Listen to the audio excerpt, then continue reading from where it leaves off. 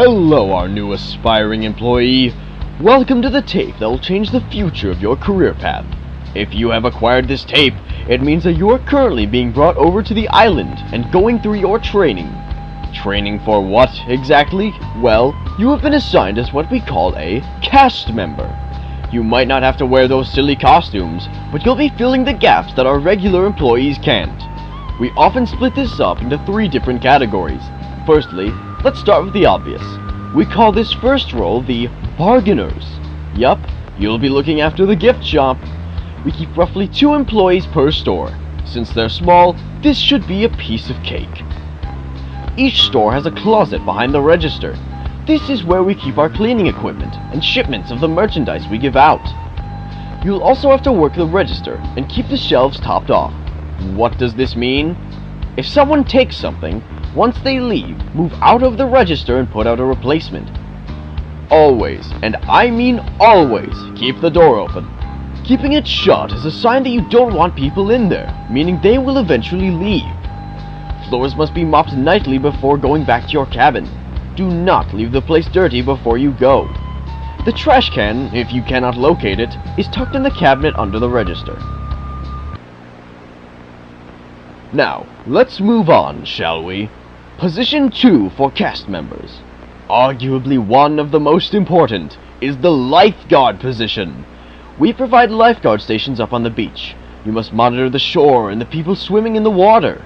If someone is in danger, we've provided the tools needed to help them, namely, the rafts that are right inside the station. If someone is drowning, you must come out of the station, dive in, and drag them up to land. Do not, repeat, do not let them go underwater. If they are fully engulfed in the water, reach under and pull them out. Keep their head above water at all times. If they are unconscious, you are going to have to perform CPR. Press on the stomach 30 times, 2 breaths to the mouth, and repeat until they are breathing once again. If they are provided a whistle to catch the attention of those who could be endangering others. Bottom line, keep them out of the water. Keep them out of the water. Keep them out. Remember from our movie, The Tiny Mouse Chef, anyone can cook. But, of course, that doesn't mean everyone will. As a matter of fact, we leave that job to the professionals.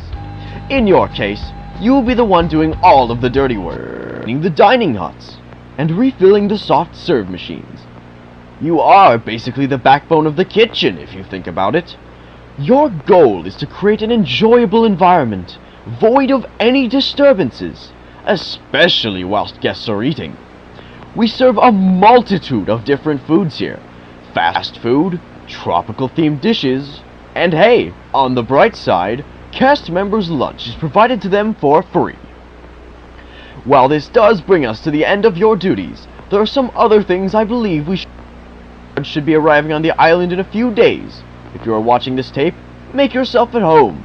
And remember, copies of this tape will be provided to anyone who needs them upon request.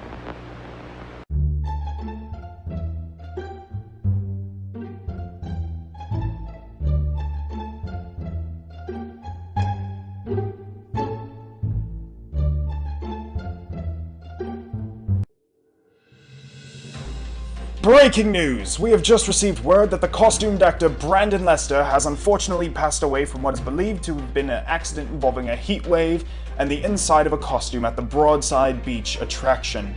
Lester was supposed to be playing the character of Bucky Beaver, taking a photo with a family when he desperately began grabbing at his throat, which had been covered up by the big solid head of the costume. He fell to the ground, prying at his head until he stopped moving. The cruise's tours to the island have been suspended until this problem has been sorted out. Broadside themselves have provided zero information about this topic and are offering no further statement on the issue. And coming up, this local farmer has somehow produced a 3-eyed chicken. This mutation of the chicken's body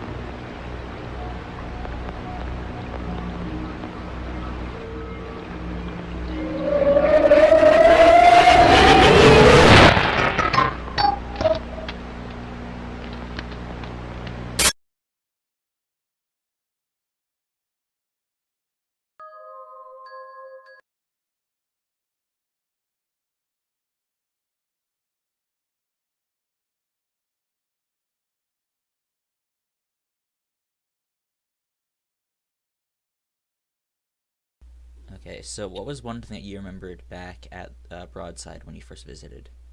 When I first visited the island, I was like, "Hey, I want to see Giovanni because Giovanni is cool." And I asked one of the employees who works there. I asked him, "Hey, where is Giovanni? He's missing," and they said he was sleeping. But I really didn't buy it. I think, uh, I mean, I yeah, don't. Huh. yeah, I didn't really buy it at all. It Yeah, was like this. yeah. I think that that's kind of like an excuse they make because I don't really think they sleep at all very much because they're costumes. Yeah. Eh, I don't know. I don't understand why they wouldn't like. I figured they would have like scheduled times or something like that. They were always just kind of walking around the place. Mm-hmm. Okay, so what was one thing you remembered while you were at the park? Oh man, uh, I kind of repressed this, if I'll be honest, but it might have been nothing, but it was so weird. Bear with me, my memory's kind of going. It's been so long, but I was 4 years old, and I was playing tag with I think with Bucky and a couple other kids that they were really good at like whoever was in those costumes, like good job to them because they were running around playing tag. That's got to be a really hard time for them. Yeah. But anyways, I remember playing tag with like Bucky and a couple other kids, and uh, I tripped and just completely face planted into the sand all in my eyes.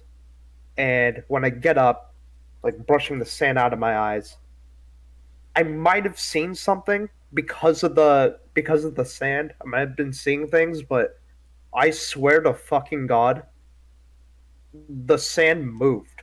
I could see a lump where I had sprained my ankle that Huh. was pulsating, and then it just sunk back down.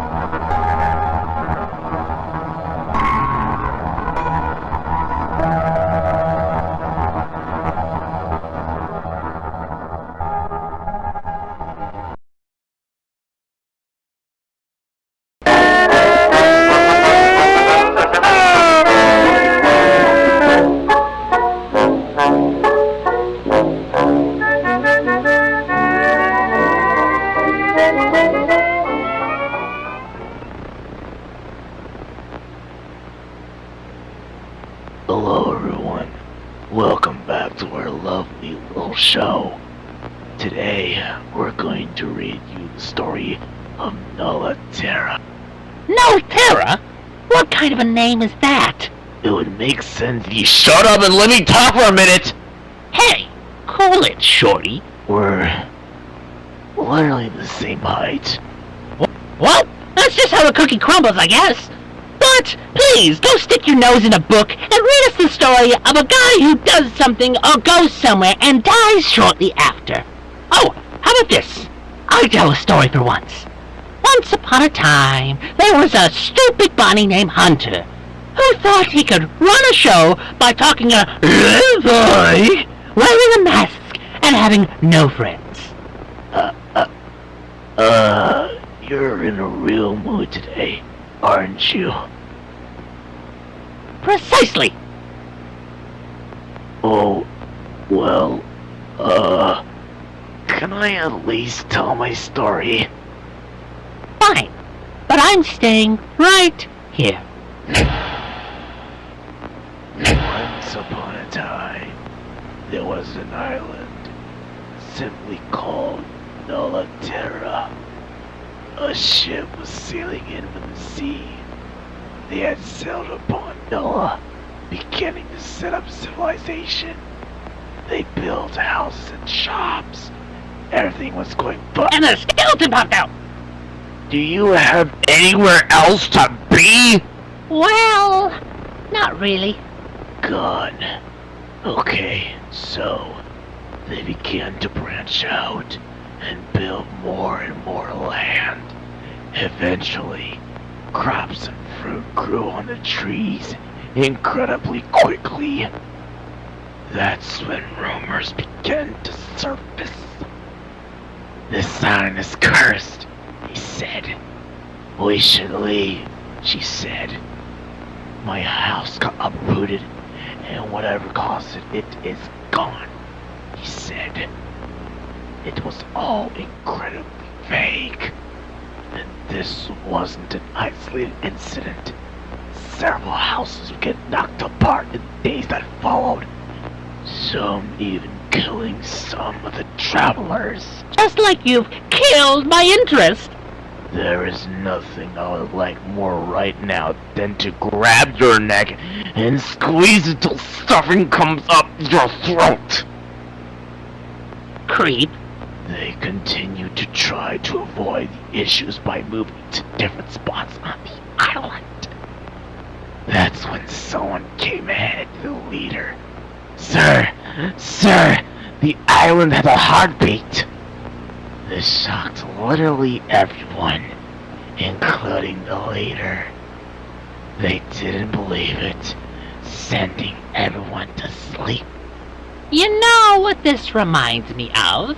Don't, you. Reminds me a lot of this show. Keep reading. I'm really tired, and I have a big event to go to tomorrow, so I need to be well rested.